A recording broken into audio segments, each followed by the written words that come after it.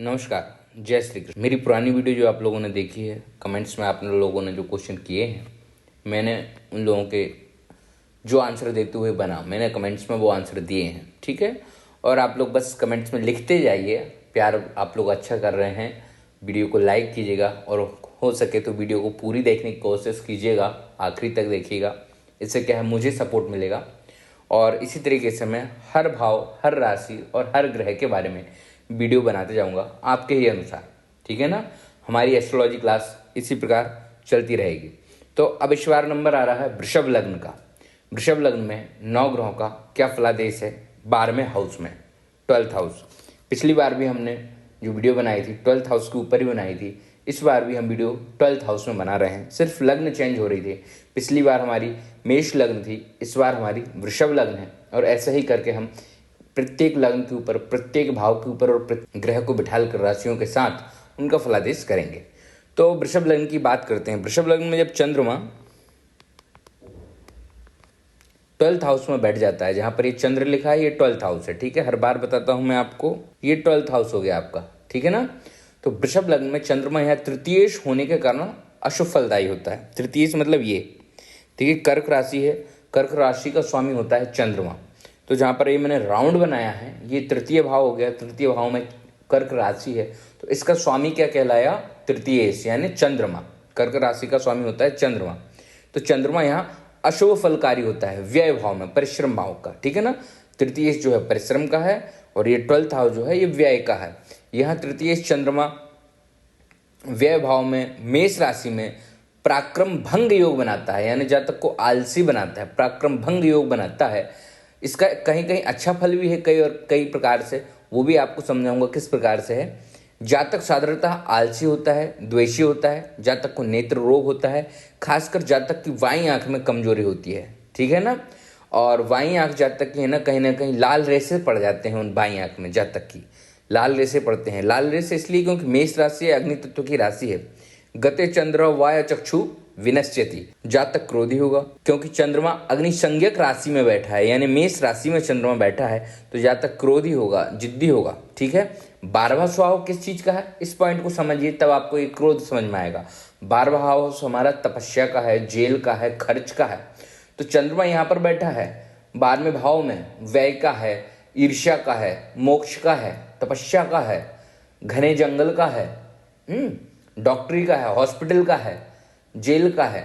तो यहाँ पर चंद्रमा मन का कारक है। जातक जब भी ऐसी जगहों पर जाएगा या ऐसी जगहों से रिलेटेड जब भी जातक को कार्य पड़ेगा, वहाँ अग्रेशन में व्यक्ति आएगा ही आएगा। मेष राशि में जातक जिद्दी होता है। मेष राशि वाले जातक जितने भी होते हैं ये थोड़े जिद्दी स्वभाव के होते हैं। यदि ये अच्छा काम भी करेंगे तो जिद के साथ करेंगे, बुरा काम भी करेंगे तो जिद के साथ करेंगे, खूब दान पुण्य करेंगे तो वो भी एक जिद के साथ करेंगे, टसन में करेंगे, तो जो कि अच्छी बात है। देखिए, अच्छा काम जिद से करना अच्छी बात है, वही काम यदि बुरा हो तो वो गलत थोड़ा समाज में दिखाई देता है। तो ये है इसका फलादेश, इसको आप अन्यथा गलत ना समझें।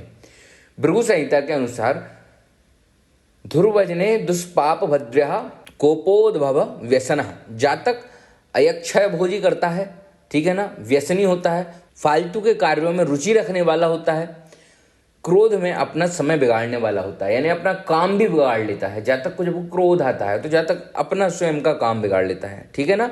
जातक की दृष्टि जो है 6वें भाव तुला राशि पर पड़ रही है, ठीक है ना। तुला राशि ये हो गई, यहाँ पर चंद्रमा की दृष्टि पड़ रही है। तो ये क्या है, रोग ऋण रिपु का भाव है।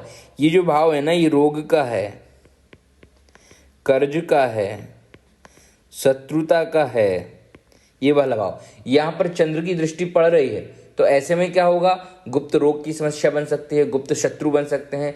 जातक को हर समय कर्ज लेने का भय बना रहेगा, और यदि कर्ज लिया है तो उसको चुकाने का भय बना रहेगा। ये जातक के साथ ऐसा अनुभव आपको समझ में आएगा। जब किसी क्लाइंट की आप कुंडली देखेंगे तो आपको ऐसा समझ में आएगा। जातक की किस्मत जो है ये बाहरी क्षेत्र में बहुत अच्छी से चमकेगी। मानकर चलो जातक जो है अदर कंट्री, फॉरेन कंट्री में रह रहा है, कहीं भी जाकर रह रहा है, भारत से कहीं बाहर रह रहा है, तो जातक की किस्मत ये मानकर चलो हीरे के समान चमक जाएगी। जातक की किस्मत जो है ना हीरे की समान चमक जाएगी, ठीक है ना।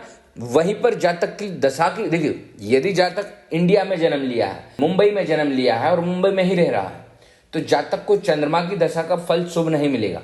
परंतु जातक कोई गर्मीले देश में जाकर रहे, जैसे दुबई, ठीक है। ये गर्मीला देश कहलाता है ना, यहाँ रेतीला देश है, गर्मी यहाँ ज्यादा है। तो ऐसे दुबई जैसी जगह पर यदि जातक रहता है तो जातक को चंद्रमा की दशा का बहुत ही शानदार फल मिलेगा, जातक को बहुत अच्छा फल मिलेगा। वैसे भी ये वृषभ लग्न है, वृषभ लग्न वाले विदेश को बहुत लव करते हैं, प्यार करते हैं, फॉरेन कंट्री से बहुत अटैचमेंट रहता है वृषभ लग्न वालों का, गीत से, संगीत से, वीआईपी, कार, पैसा, नेम, फेम, इन सब से वृषभ लग्न वालों का बहुत शौक रहता है। तो यदि ये जातक परदेश में जाकर रहता है तो इसके लिए बहुत लाभदायक दशा जाएगी इसकी चंद्रमा की। उपाय के लिए इसको शिव जी की उपासना करना चाहिए, महामृत्युंजय का मंत्र इसको अवश्य ही जाप करना चाहिए। इससे देखा जाएगा कि इसका चंद्रमा इसके लिए काफी मामलों में शुभ फल प्रदान करेगा। तो ये मैंने वृषभ लग्न में व्यय भाव में चंद्रमा का फलादेश किया है। अभी इसी के बाद हम वृषभ लग्न में व्यय भाव में सूर्य ग्रह का फलादेश करते हैं। अभी वृषभ लग्न में सूर्य यदि हम द्वादश भाव में देखते हैं तो वृषभ लग्न में सूर्य सुखेश होकर राजयोग कारक है, ठीक है ना। सुखेश मतलब ये सुख स्थान कहलाता है, ठीक है ना। चतुर्थ भाव जो होता है ये माता का स्थान होता है, यह सुख स्थान कहलाता है। सूर्य लग्नेश शुक्र से शत्रु भाव रखता है, इसमें कोई डाउट नहीं है, ये आप सब लोग जानते भी हैं। ये लग्न हो गई और ये सूर्य हो गया, इनमें जो है शत्रुता का भाव बना रहता है, ये आप सब लोगों को मालूम होगा। क्यों? क्योंकि शुक्र लग्न शांति है। शुक्र की जो लग्न, शुक्र मतलब पानी, शुक्र मतलब जल, शुक्र मतलब सेक्स, शुक्र मतलब प्यार, रोमांस, और वहीं पर सूर्य मतलब नेतृत्व क्षमता, सूर्य मतलब राजनीति, सूर्य मतलब राजा। एक राजा कैसा होता है? गर्म व्यक्ति, तपस्वी इंसान, ठीक है ना। तो सूर्य राजा जैसा है और शुक्र कैसा है? वो संगीत, नेम, फेम गाने वाले, हनी सिंह वाले शुक्र हो गए, और दादागिरी दिखाने वाले सूर्य ग्रह हो गए। ऐसा आप समझेंगे तो शायद आपको समझ में आएगी बात। यहां सूर्य उच्च राशि का होकर 12वें स्थान में बैठ रहा है, ठीक है, क्योंकि यहां पर मेष राशि में सूर्य उच्च का हो जाता है। तो यहां सूर्य उच्च होकर 12वें स्थान में जाकर बैठ गया है, सुख भंग योग बना रहा है। सूर्य की संपूर्ण दृष्टि 6वें भाव पर पड़ रही है। मैंने देखिए फिर से यहां पर 6वां भाव, सूर्य की यहाँ पर दृष्टि पड़ रही है, 6वें भाव पर दृष्टि पड़ रही है तुला राशि पर। सूर्य यहाँ सिंह राशि से 9वें स्थान में होकर उच्च का हो गया है, ठीक है। ऐसा जातक भौतिकवादी, हठी एवं निर्भीक रहेगा, किसी से डरेगा नहीं। ये जिस जातक का सूर्य यहाँ पर बैठेगा वह किसी से डरेगा नहीं। वैसे जातक पूर्ण सुखी होता है, उसका शरीर बहुत हृष्ट पुष्ट होता है, बॉडी बिल्डर होता है, परंतु पराई पंचायत में अपनी रातों की नींद खराब कर देता है। पराई पंचायत में रातों की नींद खराब कर देता है कि मतलब दूसरों की चिंता में, दूसरों की टेंशन में। यानी कोई 2 लोग हैं, उन लोगों ने कहा कि भाई हमारा क्या होगा, उनने उनकी सलाह दी कि भाई मेरे साथ ये प्रॉब्लम है, मैं क्या करूं। उन्होंने नॉर्मली बात की और उनकी नॉर्मली बात पर ये चिंता करने बैठ गए, ठीक है। ये अपने 2, 4, 10 दिन उन्हीं की चिंता में लगाकर सोल्यूशन बताने का सोचने लगे कि भाई यार तुम्हारा सोल्यूशन ये है। और जब तक ये उनके पास सोल्यूशन बताकर पहुंचेंगे कि भाई तुम्हारे लिए हमने ये सोल्यूशन निकाल लिया है, तो वो क्या कहेंगे, अरे भाई हमने तो उस दिन कहा था और दूसरे दिन वो मैटर सॉल्व हो गया। बात आ रही है आपको समझ में? यानी दूसरे की चिंता में ये अपना समय व्यर्थ खवाते रहेंगे, ये इनमें एक खराबी रहेगी। रात को थोड़ा सा इनको नींद अच्छी नहीं आएगी, थोड़ी खराब नींद आएगी।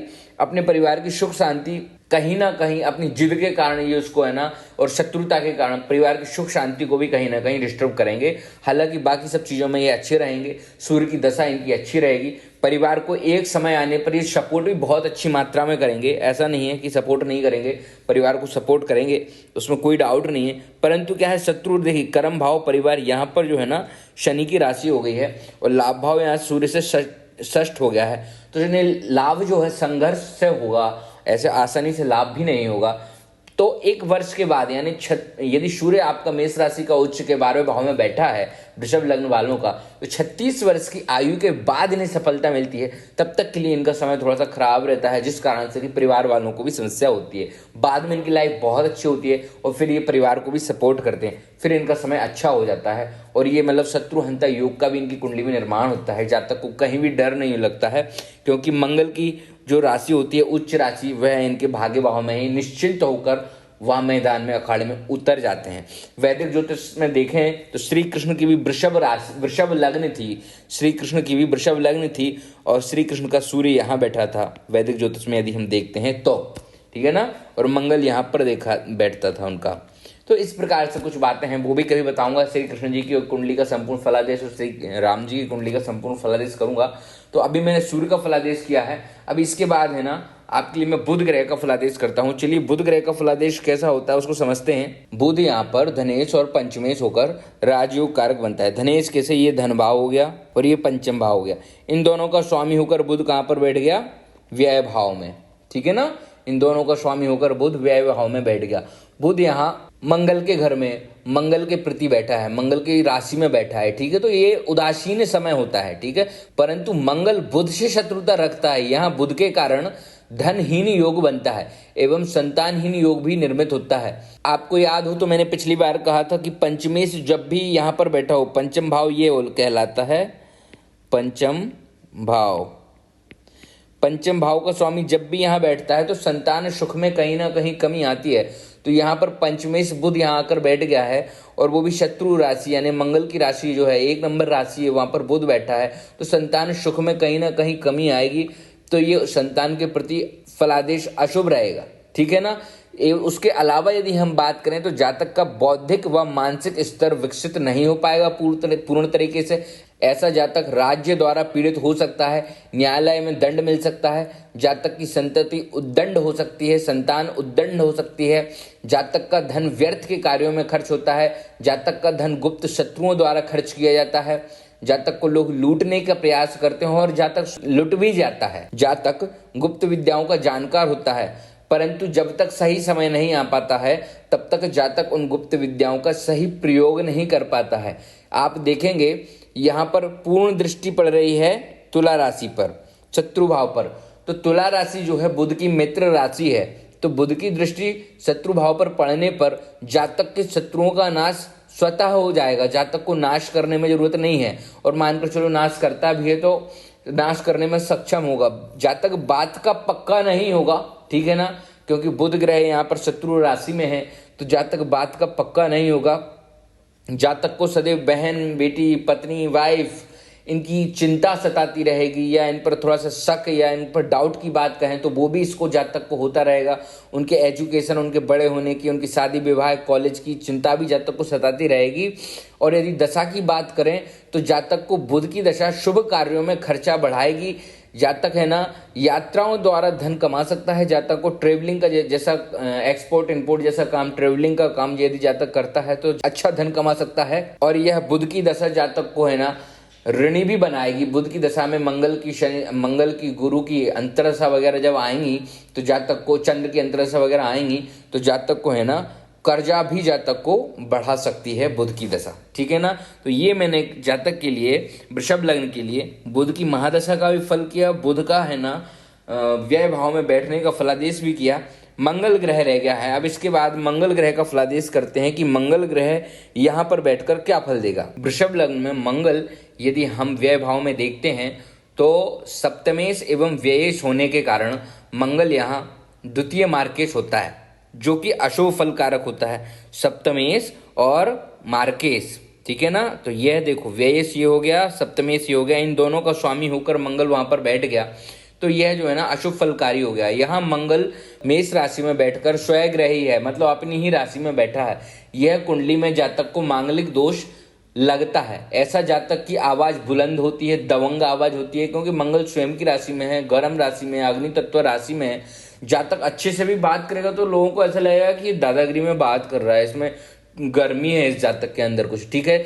जातक का बात करने का तरीका ऐसा लगेगा लोगों की कि ये घमंड में बात कर रहा है, इसके अंदर बहुत अहम है, यानी इसके अंदर से अहम का प्रदर्शन दिखेगा कि मैं बहुत कुछ हूं, ऐसा दिखेगा इसके अंदर, ठीक है ना। विवाह की शुरुआती जिंदगी में थोड़ा सा खटपट रहेगा, क्यों? क्योंकि देखिए मंगल की जो है ना दृष्टि यहाँ से यहाँ पर भी पड़ रही है, और मंगल यहाँ पर कारक भी शुभ नहीं है। सप्तम भाव पर भी मंगल की अष्टम दृष्टि पड़ रही है। तो विवाह की शुरुआत का जो समय रहेगा जातक के लिए थोड़ा खटपट वाला समय रहेगा। थोड़े समय बाद सब कुछ सामान्य हो जाएगा। समथिंग 28 से 32 वर्ष की आयु के बीच में जातक का वैवाहिक जीवन अच्छा हो जाएगा। जातक की जो बोली है ये कड़वी बोली होगी, सच कहें तो यही सटीक फलादेश है कि कड़वा बोलने वाला जातक होगा, लेकिन जातक हृदय से साफ दिल होगा, दिल से साफ दिल होगा, बात का पक्का होगा। यदि उसने आपको कुछ करने के लिए कह दिया, जो कमिटमेंट कर दी, तो उस कमिटमेंट को जातक पूरा कर कर रहेगा।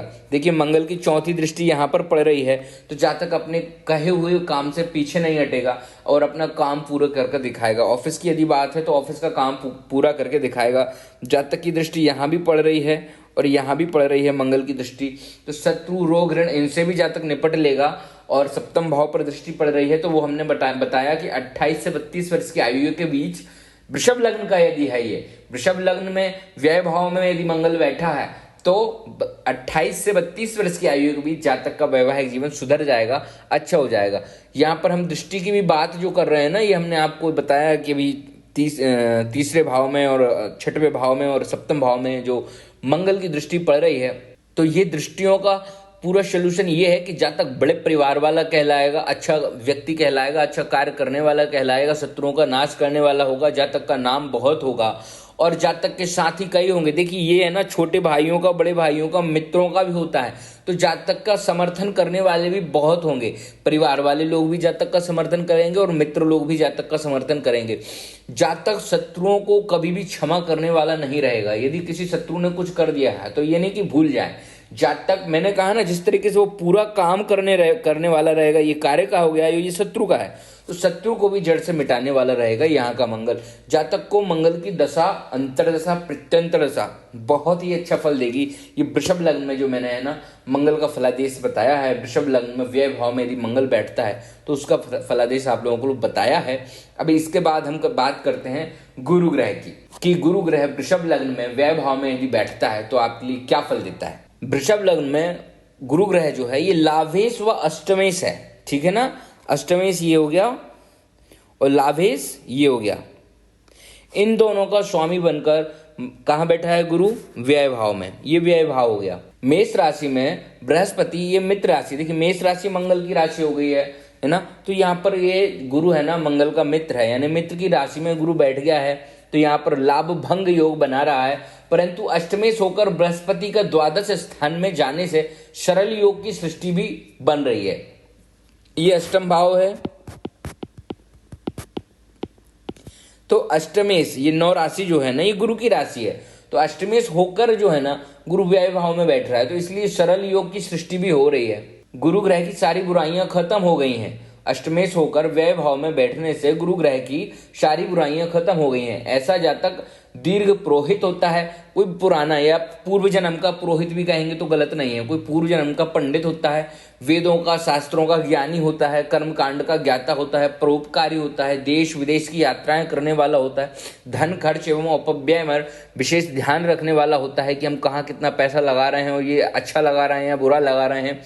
जातक जो है ना धन से संबंधित चिंताओं में चिंतित रहता है, लेकिन उस धन को हम फ्यूचर में कहाँ कैसे सेट करें, वो इस प्रकार की चिंता रहती है। ये नहीं कि हमारे अरे यार आज इतने रुपए खर्च हो गए उसका क्या होगा, नहीं नहीं नहीं नहीं, वो फ्यूचर को लेकर चिंतित रहता है कि हमें फ्यूचर के लिए क्या प्लान करना चाहिए कि हमारी 7 पीढ़ियां बैठकर खाएं। इस प्रकार से मतलब वो है ना थोड़ा सा प्लानिंग करने में रहता है। द्वादश भाव में स्थित मेष राशि में बृहस्पति जो है ना, इसकी दृष्टि सुख भाव सिंह राशि पर और षष्ठम भाव तुला राशि पर और अष्टम भाव धनु राशि पर जाती है। तो जातक सुखी होता है तथा शत्रुओं का, रोग का, ऋण का नाश करने में समर्थ होता है। गुरु यहाँ से देखिए यहाँ पर दृष्टि डाल रहा है, यहाँ पर दृष्टि डाल रहा है और यहाँ पर दृष्टि डाल रहा है, तो तीनों जगहों पर गुरु की दृष्टि जाने से इन तीनों जगहों को गुरु का अच्छा फल मिलेगा। क्यों? क्योंकि गुरु यहाँ पर उसकी मित्र राशि में है, तो गुरु के लिए प्लस पॉइंट हो गया। और अष्टमेश होकर गुरु व्यय भाव में बैठा है तो गुरु का दोष खत्म हो गया। तो गुरु यहाँ पर सरल योग के कारण और लाभ भंग योग के कारण हमें ये 3 भाव का भी अच्छा फल प्रदान कर रहा है। तो यहाँ से सुख देखा जाता है। तो जातक के पास भूमि, वाहन, मकान, बंगला, ये सब चीजें भी हो सकती हैं। जातक जो है कर्ज से कभी परेशान नहीं रहेगा, रोग से परेशान नहीं रहेगा, ऋण से परेशान नहीं रहेगा, शत्रुओं से परेशान नहीं रहेगा। जातक को आयु से संबंधित कोई भी परेशानी नहीं सताएगी। जातक धन दौलत का भंडारी होगा एवं माया का त्याग करने वाला होगा, यानी जातक के पास बहुत पैसा रहेगा। और एक समय ऐसा भी आएगा कि जातक जो है कि कहेगा चलो भाई ये पैसा बच्चों को तो सब देते ही हैं, तीर्थाश्रम वगैरह, दान पुण्य, इन सब चीजों में भी लगाने में तत्पर होने लगेगा। जातक को बृहस्पति की दशा जो है मिश्रित फल देती है। जातक को बृहस्पति में जब शुभ ग्रहों की दशा आती है, जैसे बुध ग्रह की दशा आती है या चंद्र ग्रह की दशा आती है या सूर्य ग्रह की, मंगल ग्रह की दशा आती है, तब जातक जो है गुरु की महादशा में बहुत अच्छा फल देता है। गुरु की महादशा में बुध, चंद्र, मंगल, सूर्य की अंतरदशा जब जब आएगी तो जो है ना बहुत ही अच्छा फल मिलेगा गुरु की महादशा में। बाकी अन्य अंतरदशाओं में मध्यम फल मिलेगा, ठीक है ना। तो ये मैंने आपको गुरु ग्रह का बताया है। अब इसके बाद मैं आपको बताता हूं वृषभ लग्न में व्यय भाव में शुक्र ग्रह बैठता है तो वो क्या फल देता है, उसके बारे में हम समझते हैं। वृषभ लग्न में शुक्र लग्नेश व षष्ठेश होने के कारण एक दुख स्थान का स्वामी भी हो चुका है। लग्नेश तो ये हो गया, षष्ठेश ये हो गया, ये तो बहुत अच्छा है, पर ये दुख स्थान है, ठीक है, ये शत्रु स्थान है।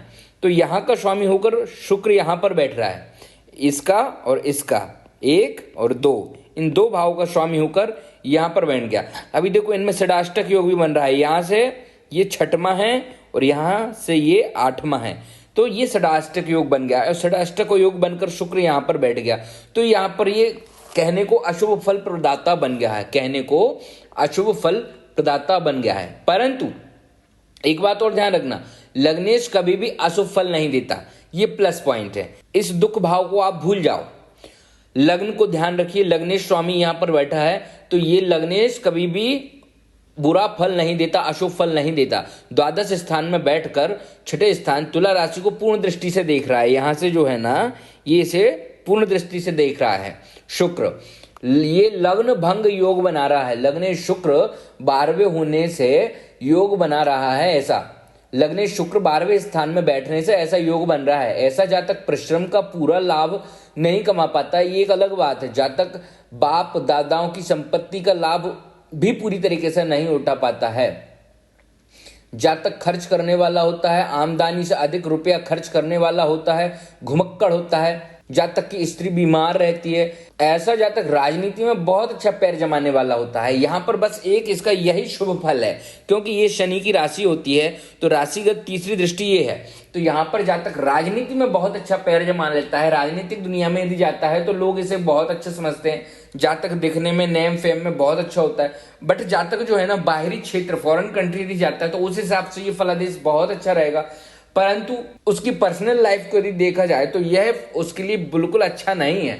परंतु फॉरेन कंट्री जाकर रहेगा तो जातक के लिए ये अच्छा है, ऐसे यहाँ पर अच्छा नहीं है। यहाँ तक कि स्त्री और संतान से अनादर भी इसको मिलता है, यानी उसकी संतान उसका सम्मान नहीं करती, उसकी पत्नी जो है वह भी उसका सम्मान नहीं करती। क्यों? क्योंकि मेष राशि मंगल की बैठ गई है, सप्तम राशि मंगल की राशि है, और सप्तमेश और व्ययेश की राशि यानी मंगल की राशि में शुक्र का बैठना, मंगल शुक्र की शत्रुता रहती है, शत्रुता बनती है, तो उसको जातक को है ना सम्मान नहीं मिलेगा। और यहाँ पर जो संतान की राशि है ये यहाँ से आप गिनेंगे तो यहाँ से शुक्र अष्टम हो गया है। तो कभी भी ध्यान रखना, चौथा, 8वां, 12वां, 6वां और 8वां ये कभी भी अच्छी दृष्टि नहीं होती हैं। तो संतान से अष्टम शुक्र हो गया है तो ये भी अच्छा फल नहीं है, तो जातक को संतान से भी सम्मान नहीं मिलेगा। ऐसे जातक को गाय वगैरह दान करनी चाहिए। स्त्री के द्वारा नीले रंग का पुष्प जो है घर के बाहरी हिस्से में कहीं गार्डन वगैरह हो, कहीं मंदिर वगैरह हो, वहां पर नीले रंग का पुष्प दबाने से भी जातक को लाभ होगा, दोनों के दाम्पत्य जीवन में मिठास आएगी।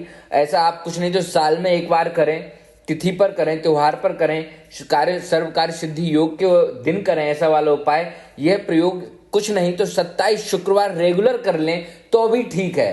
ऐसा प्रयोग करने से आप देखेंगे कि 95% आपको फल मिलेगा, अच्छा फल मिलेगा, आपकी मैरिज लाइफ अच्छी हो जाएगी। तो ये मैंने वृषभ लग्न में व्यय भाव में शुक्र ग्रह जो बैठता है उसका फलादेश किया है। अभी वृषभ लग्न में व्यय भाव में शनि ग्रह क्या फल देगा उसका हम फलादेश करते हैं। वृषभ लग्न में शनि भाग्येश एवं राज्येश है। भाग्येश मतलब ये, राज्येश मतलब ये। वृषभ लग्न में शनि भाग्येश एवं राज्येश है। शनि यहाँ परम राजयोग कारक बनता है, ठीक है, अति शुभ फलदायी ग्रह कहलाता है। द्वादश भाव में इस जो शनि स्थित है मेष राशि में, यह शनि की नीच राशि है। मेष राशि के 20 अंशों तक शनि परम नीच का होगा। शनि के 12वें जाने का क्रम से भाग्य भंग योग बनता है, राज्य भंग योग बनता है। ये दोनों योग बनते हैं, इन दोनों योगों की सृष्टि होती है, ठीक है। राज्य भंग योग इस भाव से और भाग्य भंग योग इस भाव से, ठीक है। ये भाग्य का और ये राज्य का, ये दोनों योग बन रहे हैं जातक का। शनि यहाँ पर नीच का हो गया है, मेष राशि में शनि जो है ना नीच का हो जाता है। ठीक उसी प्रकार जिस तरह मैंने मेष लग्न में बुध का यहाँ पर बैठाने का बताया था आपको, उसी तरह यहाँ पर शनि का बता रहा हूँ मैं आपको। इसको समझिएगा, इस पॉइंट को। ज्योतिष जो सीख रहे हैं उनके लिए काम का पॉइंट है। ऐसे जातक जो है ना इनका भाग्योदय में रुकावट आती है, इनके कई प्रकार के शत्रु होते हैं, जातक अत्यधिक खर्चीले होते हैं, धन का संग्रह नहीं हो पाता है, भाग्योदय नौकरी प्राप्ति हेतु काफी संघर्ष करना पड़ता है, जातक परोपकारी होते हैं, जातक को व्यापार व्यवसाय में नुकसान में धोखा भी मिलता है। इन सब के बावजूद भी एक यहाँ बहुत अच्छा पॉइंट होता है कि जब शनि की दशा आती है तो जातक जो है ना, यदि गुरु कुंडली में कहीं भी शुभ ग्रह या शुभ स्थिति में बैठा है और शनि की दशा आती है तो जातक वो रंक से राजा वाली आपने शायद कहावत सुनी है, तो ऐसी कुंडली में वो योग बनते हैं कि ऐसा जातक रंक से राजा बन जाता है। मानकर चलो कहीं भी जातक का गुरु यहाँ बैठा हो या यहाँ बैठा हो, यहाँ बैठा हो जातक का गुरु किसी अच्छी जगह में बैठा हो या पाप ग्रहों के साथ ना बैठा हो, और फिर ऐसे जातक की कि उसकी वृषभ लग्न है और उसका शनि व्यय भाव में बैठा हो, उसका गुरु यदि शुभ है, बार बार पॉइंट को समझिए, तो रंक से राजा यानी मानकर चलो इसकी एक कोई 2-5 लाख की कोई शॉप थी और शनि की महादशा आ गई तो इसकी 2-5 मिलियन बिलियन की प्रॉपर्टी बन जाएगी शनि की महादशा में, यदि इसका गुरु शुभ जगह पर शुभ स्थान में त्रिकोण में या केंद्र में बैठा हो या किसी पापी ग्रह की नजर नहीं पड़ रही। इस पॉइंट से मैंने कहा कि ये बहुत ही अच्छा योग बनता है ऐसे लोगों के लिए, और ज्यादातर ऐसा होता भी है। मानकर चलिए गुरु नहीं भी है किसी अच्छे देव ग्रह के साथ, तो जब गुरु की अंतर्दशा आती है, शनि की महादशा में गुरु की अंतर्दशा आती है, तो जातक लखपति से करोड़पति की श्रेणी में अवश्य पहुंच जाता है। यह भी अनुभव में भी आता है, तो पढ़ा लिखा तो खैर है ही, तो ये एक बहुत अच्छा पॉइंट होता है। इसकी कुछ निशानी होती हैं। जातक जो है सांसारिक सुखों के प्रति उदास रहता है, लगा रहता है कि अरे यार दूसरों के पास ये सुख है, मेरे पास सुख नहीं है। जातक मध्यम आयु के बाद अपने आप को गृहस्थ जीवन से बैरागी या सन्यासी समझने लगता है, परंतु 52 वर्ष की आयु के बाद जातक दूसरी बार फिर से उसी जीवन में फिर से एक्टिव होता है और जीवन जीने की राह में बड़ा ही एक्टिव हो जाता है। मतलब उसको बहुत अच्छा लगने लगता है सब कुछ। वो जातक फिर से गृहस्थ जीवन में बच्चों के साथ पोतों के साथ जीना चाहता है और नेम फेम पैसा दोबारा कमाना चाहता है। आपने कई लोग ऐसे देखे होंगे जो एजेड आयु में एक उम्र के बाद काफी नेम फेम कमाते हैं, काफी काम करने लगते हैं, तो वो ऐसे ही जातकों की निशानी होती है। दृष्टि की यदि हम बात कर रहे हैं तो जातक की जो है ना, मेष राशि में शनि की दृष्टि मिथुन राशि एवं 6वें भाव पर एवं भाग्य भाव पर शनि की दृष्टि पड़ रही है। फलतः धन की प्राप्ति में बाधा आएगी, जातक के जीवन में अकारण शत्रु पैदा होंगे और जातक के भाग्य में बाधा रहेगी, इसमें कोई दिक्कत नहीं है। लेकिन जातक 32 वर्ष के बाद भाग्योदय जातक का प्रारंभ हो जाएगा और संघर्ष के बाद जातक को ऐसी सफलता मिलेगी जो मैंने अभी बताया, हद से ज्यादा अच्छी सफलता मिलेगी। थोड़ा सा 32 वर्ष की आयु तक यहाँ पर जातक को संघर्ष का सामना करना पड़ता है। शनि की दशा जातक के लिए मिश्रित फल देती है। गुरु यदि कुंडली में है तो फिर शनि की दशा जातक को बहुत ही शानदार बना देता है, ठीक है ना। ये मैंने वृषभ लग्न में शनि ग्रह का फलादेश किया है व्यय भाव में। अभी हम वृषभ लग्न में व्यय भाव में राहु का फलादेश करते हैं। चलिए देखते हैं राहु क्या फल देता है। वृषभ लग्न में राहु लग्नेश और शुक्र का मित्र होता है। देखिए लग्नेश क्या है ये, ठीक है ना, सप्तमेश शुक्र, तो लग्नेश और सप्तमेश बोल रहे हैं, क्षमा कीजिएगा उसके लिए। लग्नेश और षष्ठेश ये दोनों शुक्र की राशियां हैं। तो वृषभ लग्न में राहु जो है ना लग्नेश का मित्र होता है। यहाँ द्वादश स्थान में राहु मेष राशि का होगा। मेष राशि का राहु शम राशि का राहु कहलाता है। ऐसा जातक निर्धन परिवार में जन्म लेकर भी ऊंची प्रतिष्ठा पर पहुंच जाता है, ऊंचे पद पर पहुंच जाता है। जीवन में अनेक बाधाएं आती हैं जातक को, परंतु जातक उन बाधाओं को समझ नहीं पाता है और जातक है ना उन बाधाओं को नॉर्मली सॉल्व करते हुए, शत्रुओं का नॉर्मली विनाश करते हुए आगे उन्नति के मार्ग में पहुंचते जाता है, ठीक है ना। जातक के दूसरे लोग सोचते हैं कि अरे यार इसने ये इतना कठिन रास्ता कैसे सफल कर लिया, कैसे तय कर लिया, मगर जातक समझ भी नहीं पाता कि अरे यार यहाँ तो मेरे शत्रु खड़े थे जहां से मैं हंस के निकल गया, ठीक है ना। तो ऐसा जातक के साथ होता है और काफी ऊंचाइयों पर पहुंच जाता है। जातक को नींद कम आती है, यहाँ पर ये बात जरूर रहेगी। वृषभ लग्न में यदि व्यय भाव में राहु बैठा है तो जातक को नींद कम आएगी, और आएगी भी तो जातक ऐसा मतलब कि अरे यार मेरी नींद पूरी नहीं हुई, मेरी नींद पूरी नहीं हुई, इस प्रकार से जो है ना करता रहेगा। जातक प्रायः विदेशी रहेगा, फॉरेन कंट्री में रहेगा, फॉरेन कंट्री में रहने वाला रहेगा या फिर विदेशी यात्राएं करते रहने वाला रहेगा, आप ऐसा भी कह सकते हैं। और कुछ नहीं तो अपने जन्म स्थान से तो 100% है कि अन्यत्र कहीं और रहेगा, ये तो फाइनल रहेगा ही रहेगा। दशा कुंडली में हम यदि देखते हैं तो जब जातक की दशा राहु की आती है और गोचर में यदि काल सर्प योग बनता है तो यह जातक के लिए कैंसर रोग, बड़े रोग, गंभीर रोग, बड़ी बीमारी लोग ला सकते हैं, एक्सीडेंट, यहाँ तक कि मृत्यु तुल्य कष्ट भी दे सकते हैं उन 18 वर्षों में राहु की दशा में। यदि उन 18 वर्षों में काल सर्प योग नहीं बन रहा है तो फिर राहु की दशा सर्वश्रेष्ठ सबसे अच्छा फल देने वाली जातक के लिए रहती है।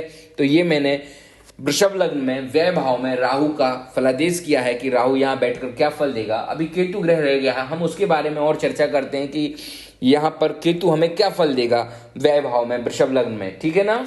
राहु और केतु दोनों छाया ग्रह हैं, पाप ग्रह हैं, ठीक है, अंधेरे का प्रतीक है और सूर्य चंद्र के शत्रु हैं।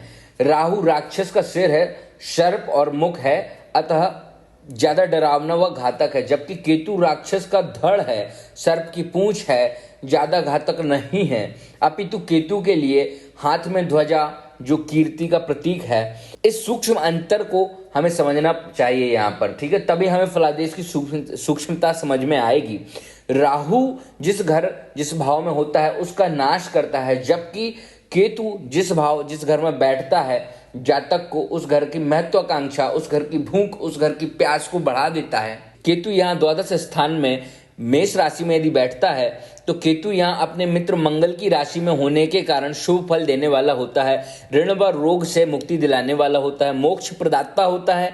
यदि जातक वृद्धावस्था का है, मानकर चलो 60, 70, 80 वर्ष की आयु का है और यहाँ पर केतु ऑलरेडी बैठा है, दशा अंतरदशा में गोचर हो या गोचर में गुरु हो और दृष्टि में भी जन्म कुंडली में जो है आपका गुरु केतु को देख रहा है, दशा अंतरदशा भी गुरु की यदि चल रही है तो शास्त्रों के लिखे अनुसार जातक मोक्ष प्राप्त करता है, ऋण रोग को बरी करके जातक जो है मोक्ष को प्राप्त करता है। ऐसा व्यक्ति तीर्थ स्थान में यात्रा करने वाला होता है, परोपकारी होता है, धर्मात्मा होता है, धार्मिक कार्यों में धन खर्च करने वाला होता है, ललायत होता है, तपस्या करने वाला होता है। हालांकि जातक को व्यय भाव से संबंधित जो प्यास है वो लगी ही रहती है जब जातक जवानी में रहता है और यहाँ पर मंगल, शुक्र, चंद्र जैसे ग्रहों की दृष्टि पड़ती है तो जातक जो है या गोचर आता है तो उस समय पर जातक अवैध संबंध, नाजायज संबंध भी बनाने की गलती करता है। जातक को जो है नर संतति अत्यधिक होती है। लेकिन यहाँ पर एक बहुत अच्छी बात है कि एक आयु के बाद यानी 35-40 साल की आयु के बाद जो है ना जातक में बहुत अच्छा सुधार आता है, जातक बहुत ही सभ्य सुशील व्यक्ति बन जाता है, धार्मिक व्यक्ति बन जाता है। यदि अन्य दुष्ट ग्रह ना हो तो केतु की दशा शुभ फल देती ही देती है, इनमें कोई डाउट नहीं है। केतु की दशा जातक को धनवान बनाती है। यह मैंने आप लोगों के लिए वृषभ लग्न में व्यय भाव में नवग्रहों का, सभी ग्रहों का फलादेश किया है। अभी इसके बाद जो है ना हम एक एक करके हर लग्न का, हर भाव, प्रत्येक राशि, प्रत्येक ग्रह का प्रेडिक्शन करेंगे। आप लोग प्लीज इसी तरीके से प्यार करते जाइए, सपोर्ट करते जाइए, चैनल को लाइक कीजिए, कोशिश कीजिए कि आप वीडियो पूरी देखें, आगे तक बढ़ाएं ताकि मुझे जो है ना YouTube से सपोर्ट मिले। और आप लोग भी कमेंट्स में लिखें, फ्री टाइम निकालें कि आप लोग लाइव जूम वीडियो पर एस्ट्रोलॉजी क्लास कब से लेना चालू करेंगे। तो मैं आप लोगों को, यदि आप लोग 50 लोग भी जुड़ते हैं तो मैं आप लोगों को या तो YouTube लाइव में या जूम वीडियो पर एस्ट्रोलॉजी क्लास निःशुल्क सिखाऊंगा। ये मेरा आप लोगों से प्रॉमिस है, ठीक है ना। बहुत अच्छा लगा, चैनल को लाइक करें, शेयर करें, सब्सक्राइब करें। जय श्री कृष्ण।